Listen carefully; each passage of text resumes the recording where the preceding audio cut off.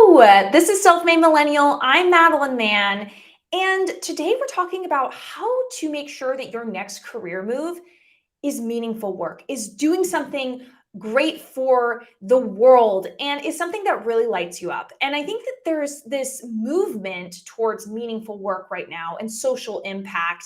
And many of us think that means you need to sacrifice pay. I need to work at a nonprofit. I need to be a teacher and I need to, sacrifice some of those things. Or others think you need to get a lot of schooling in order to have a job that is significant enough to make a big impact. And I need to work difficult hours by becoming a doctor or a nurse or a lawyer. But what if I told you that you could have exceptional impact on the world, do meaningful work, and get paid great money? And you would be also able to go home and eat dinner with your family every night and have this great life of flexibility. And a lot of people don't realize the career opportunities that you can pursue today. And you can use those and get those jobs with your transferable skills. These are all skills and professions you've already worked in, or you have the skills to transfer into.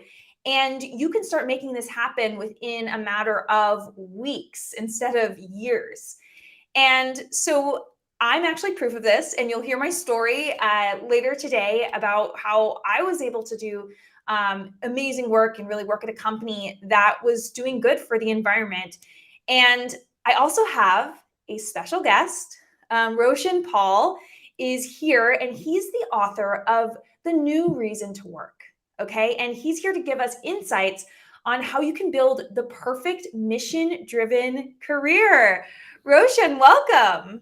Thanks so much, Madeline. Excited to be here. Yes, so good to be here as well. And so I want to dive in here. So you really put your all into writing this book, The New Reason to Work. What have you been seeing in the way people view work and the way that they've been approaching work historically that they needed essentially this to look at this as like a new reason to work?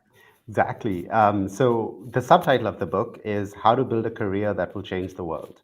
And we see that that's the new reason to work, in a world where, so many things from rising better technology to, growth in human psychology, where we want to work for reasons other than just making money. It's really pushing organizations, pushing companies to make sure that they're catering to that as well. But I think that there's also a societal shift, that's happening where people are realizing that work doesn't have to be transactional anymore. It can be something that is not just about the money, not about exchanging my expertise and time and effort for my power and status and identity, but actually about having a meaningful impact on the work. The writer Annie Dillard, she says, how we spend our days is how we spend our lives. Which I think is such a beautiful quote because it reminds us that that it's so important to consider how we're spending every day and whether that's something meaningful to us. And since we spend the majority of our adult lives working, then why not make that time highly meaningful and highly valuable, not just to us, but to society as a whole? So if there's one thing I'd like to change in society, it's this idea that work shouldn't be deeply meaningful and valuable to society. And that's what the whole book is about. I love that. And that quote actually is something that I have repeated many times is we kind of think of our careers and our future as this kind of abstract thing of someday I'm going to do something really great for the world, or someday I'm going to be in the job that I really love. Yeah. And your career is now. The way we live our days is the way we live our lives. Like every single day that goes by is one fewer days that you are working towards something that actually matters to you. Mm-hmm. And I think, we kind of almost see people who are doing good for the world as sometimes doing almost like charity, or like, Mm-hmm. like I'm going to go into, the Peace Corps and I'm going to really dedicate my life or whatnot. When really, I mean, me working in, in a B Corp, in my career, it was like no margin, no mission. Like actually making money, being a thriving business, having employees who are earning and learning and really adding big impact. I think that that's actually a disconnect a lot of people have, is like, wait, there's tons of companies out here who are doing great and making margin. Mhm. And so we don't have to actually have that trade-off. Is that what you're seeing as well? 100%. I think typically when people think about social impact, they think about either like on the really big picture, you're working for, the government or USAID or the UN, or at at the local level, a local like homeless shelter or soup kitchen, or you're a teacher. And all of this is valuable and important work, right? I'm Yeah. not dissing it at all. But what most people aren't aware is that there's so many more options available today, right? So you talked about B Corp, and the B Corp is like one part of the larger social business movement where companies, they don't just want to make money, they also want to make a difference in society. And the way they make a difference in society is by selling meaningful and valuable products and services to people. And so that's why if there's no margin, there's also no mission. But in addition, there's loads of other opportunities. So think about development consulting firms, right? So there are lots of consulting firms that are focused on consulting to organizations like foundations, like big nonprofits that are working on social impact. On the other hand, also every single major consulting firm out there, like from McKinsey to Boston Consulting Group to Accenture, has a social impact practice too. So you can do impactful work even in some of these big, gigantic consulting firms. You can also work as the director of social impact at any number of companies. I feel like on LinkedIn every day, I get a message that so and so company is looking for a director of social impact. So that's a really growing field as well, right? There are research firms and data analytics firms in the nonprofit and impact space. You could be the director of sustainability at a university. I mean, think of how many universities there are in the country and what large carbon footprints they have. They're also getting into the sustainability game as well. And then there's a whole class of organizations that we call intermediaries. So these are organizations that provide services to the nonprofits and the governments that are working on the front lines, right? So think about training and capacity building organizations. Think about fellowship providers. Think about ecosystem builders, organizations who are trying to build whole industries. These also exist, and these are probably the fastest growing organizations, and they all pay pretty well. Now, they may not pay like, a hedge fund or a corporate law firm, but most people don't need that kind of money either. They pay, it's really good salaries, and you can have a very sustainable lifestyle with that. Yeah, there exactly. I feel like that's the thing is we need to open our minds. There's all these different roles that are completely dedicated to these missions. Whatever mission is most valuable to you. I would even say, um, in the past couple years, I've even seen kind of more of like the social justice aspect as well of like a lot of focus on diversity, equity, inclusion, like Yeah, entire roles in businesses absolutely. completely focused to that. And these companies are like, and the same thing is like, I just see those roles constantly popping up everywhere. And so I think that it's really cool to see companies putting their money where their mouth is with like hiring these roles.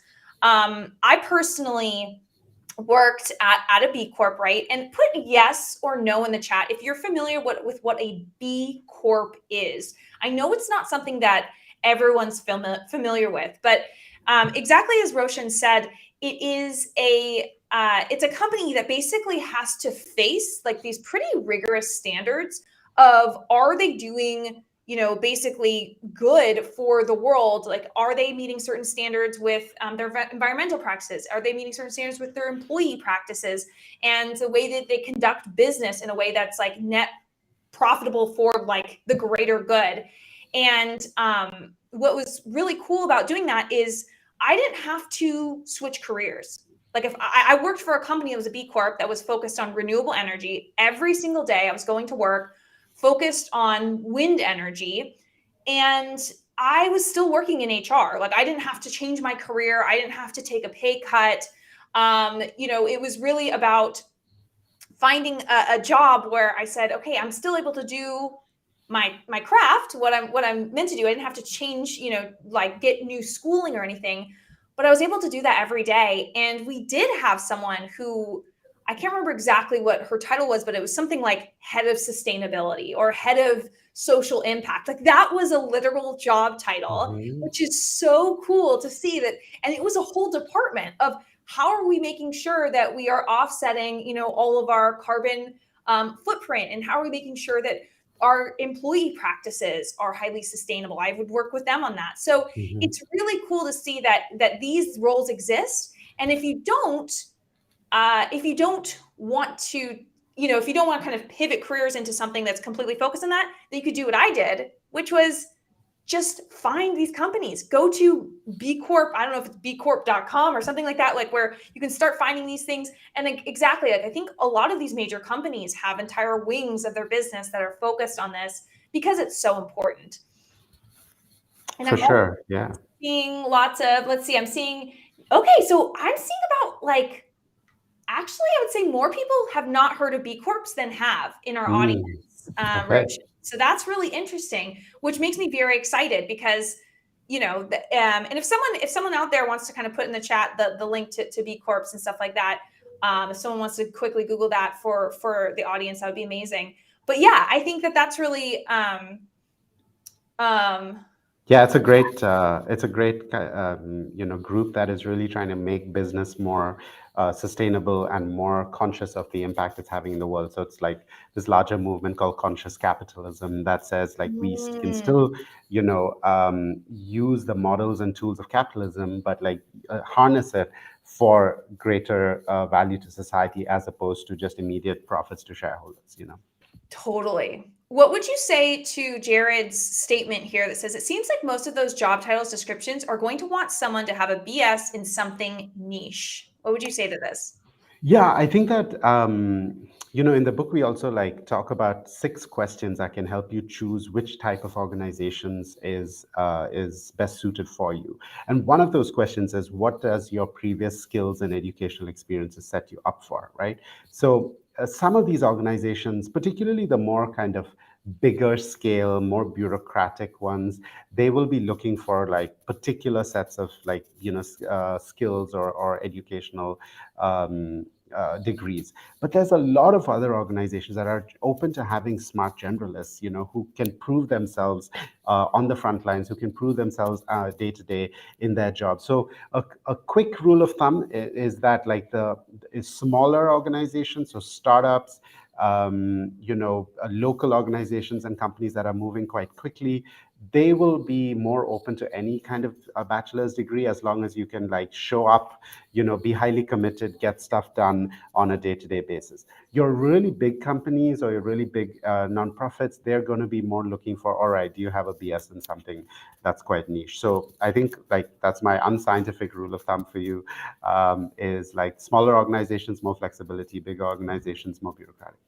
Right. Yeah, exactly. And that is if you want to go for, yeah, exactly, like the head of sustainability, you're focusing on these certain things, but yeah, if you just want to make sure that you're doing good for the world, like I think it really has to do with the company, right? Focusing on going to the right company. So, every day I was focused on employees, right? I wasn't focused on making sure that more people had wind energy powered in their homes, but by proxy, Yeah. you're really helping those missions. So I agree. I just think it's dangerous for people to think, oh, in order to save the world, I need to go get another degree. And Hmm. what I think there is, I think kind of a loophole, is wherever you are, like in your current company, like if you are looking to get into like a role that is focused on sustainability, like start the club at your company, start the I don't know, committee at your company that is focused on sustainability or something like that, or whatever is your goal, the focus on DE&I or whatever it is, and you start that committee, and you're already building experience there, right? Like you're doing good for the company's going to love it because they're having someone focus on it. And then when you try to go to another company, you're like, hey, look at all these transferable skills I have. Plus, I actually have built something like this at another company, and make it sort of like your side project. So that I think can be really effective. We have this question from Ivan who says, how do you pivot from a traditional for-profit industry to a B Corp or a nonprofit?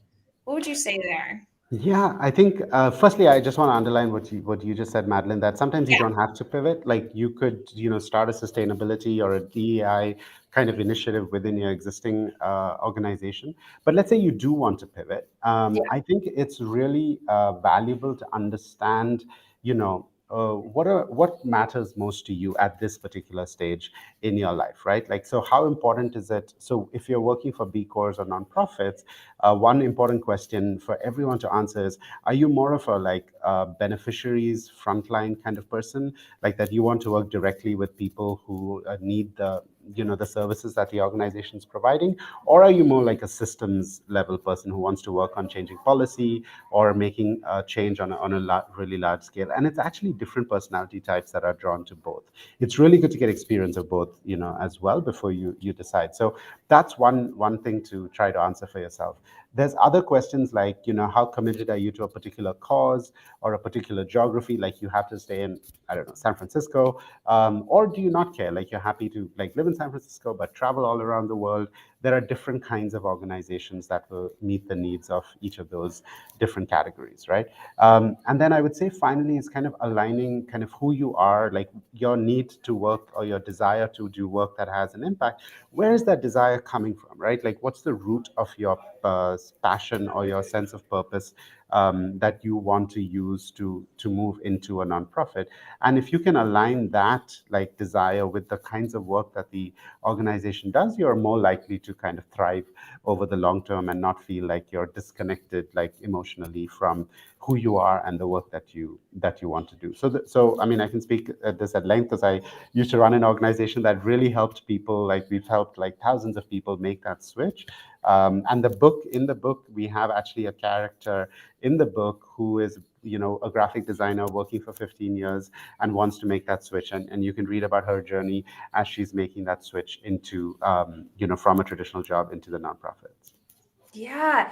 And I think one of the things that you're touching on that I am always focused on with my clients is, let's slow down for a minute. Like, Mm, let's not just say, okay, I just saw this live with Roshan and Madeline, and okay, I'm just gonna, now I'm gonna be the, manager of sustainability and blah blah blah, and I'm gonna get this BS degree, and I'm gonna do this. Like, hold on, right? Like, I work with my clients. I put them through what I call a 1-page career vision, where it slows them down and it says, let's not just jump to like the next career that sounds interesting. Like, let's align it with our values. Let's align it with what our strengths are. Let's also make sure that we know exactly what this role is going to feel like once we get into it. I think way too many people hear about a job, and the jobs that you named today, I think so many people are probably listening and be like, oh, I think I could do that, I could do that. Like, that's not the first step. Is like, the first step is to really like soul search before you yeah. job search. Hmm. And don't just jump into this and then, oh, for the love of God, please do not just go out there and start getting a degree. Like, that is the thing, is like, maybe a degree is the right thing to do, but like, make sure that you're positive that this is the right next career step, because you've taken the steps of the 1-page career vision, or you've done another systematic process to know exactly what you want in your career, before investing all of this time and money into something that might just end up on your resume, and it's kind of in the education section of your resume. I've just found as like a degree graveyard, where just people are Hmm. collecting degrees, they don't go anywhere with it because they realize it wasn't the right next path for Yeah. them. Yeah, absolutely. I can't tell you how many people I've met that fall into that category. So I like how you said like the soul search before the job search. And I would say, if you want to put a degree there, I would say a lot of people and society conditions us, or our parents condition us, to use the degree as the place where you do the soul search. And I think that that's a terrible idea, because a degree won't give you that. However, if you've done the soul search and you say, all right, I want to make a pivot to sustainable design, let's say, then getting a specialized degree, not an MBA or a public policy degree, but a degree in sustainable design, that makes a lot of sense. So the degree should come post the soul search, so that you can build your credentials to do that job search, right? But you also don't have to do a degree, and I want to like make that clear as well.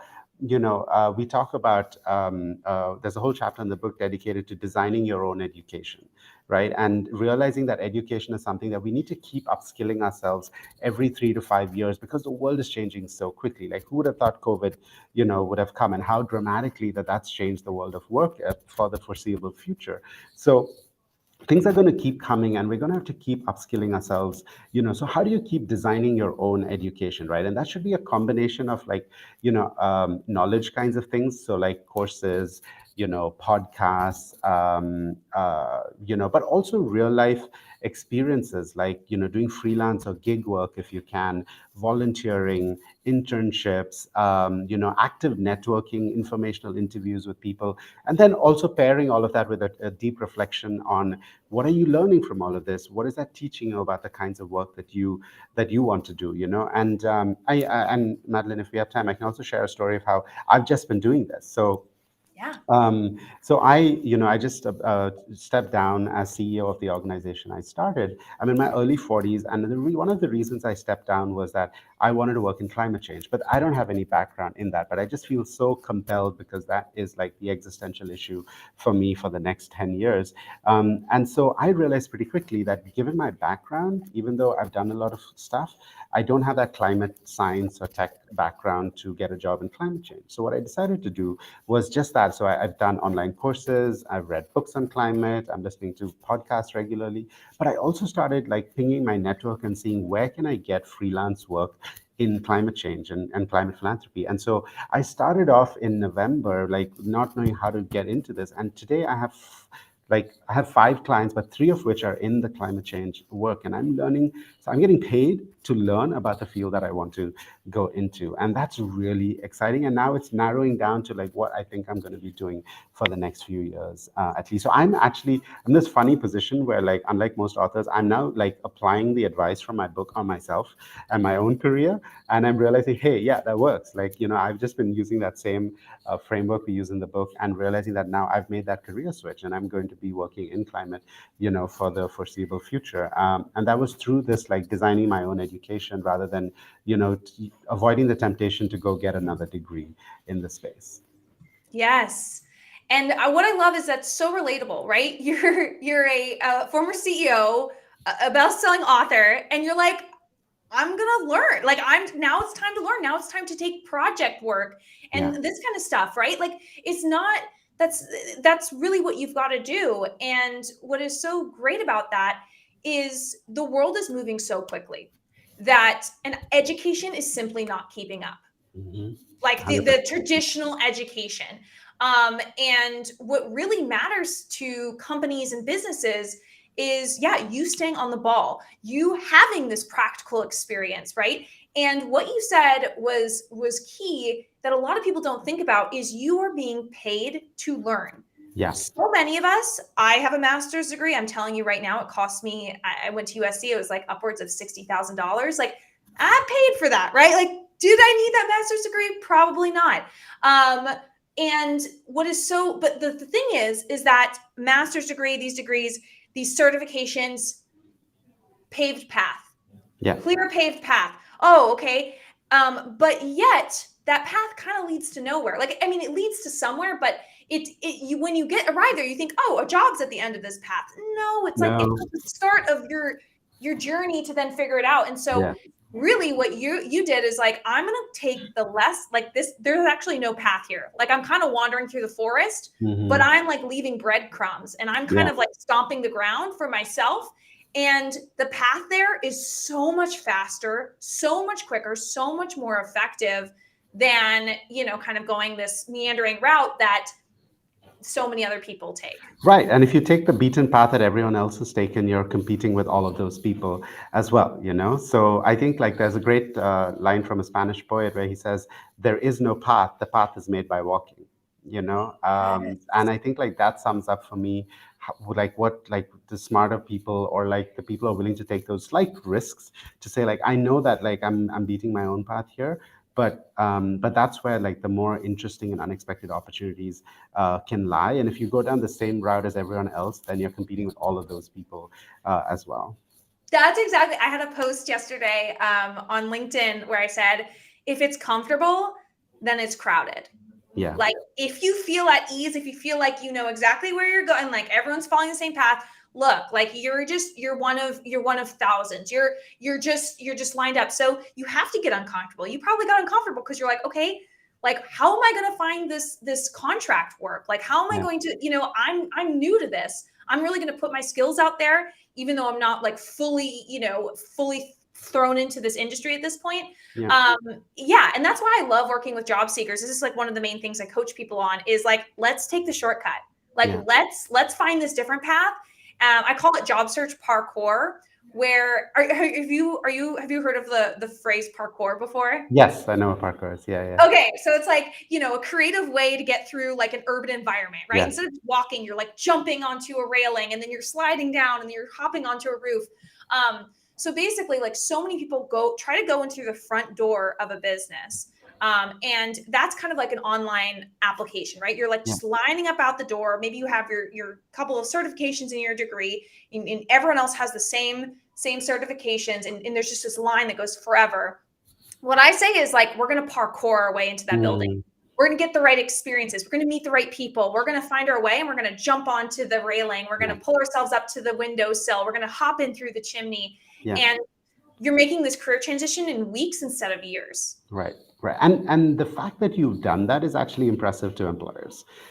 Compared to everyone else who's like just lining up around the block, the fact that you figured out how to shimmy down, the from the roof and get in, or whatever the analogy is, that's impressive to people. Say like, this is someone who knows how to get things done. This is someone who knows how to take the unexpected route, who's creative at problem solving and coming up with new ways of doing things. And at the end of the day, that's what employers are looking for. That is like the soft skill of the 21st century, is creative problem solving, because again, we don't know whether it's a pandemic or a climate, disaster, or an economic crash, or whatever it's going to be coming down our path. We've got to be able to figure out how do we find answers to this, so the people Yes. who can come up with answers are going to be in high demand. Exactly. Okay, this has been such an amazing conversation. Roshan, how can we find you? How can we find your book? All that stuff.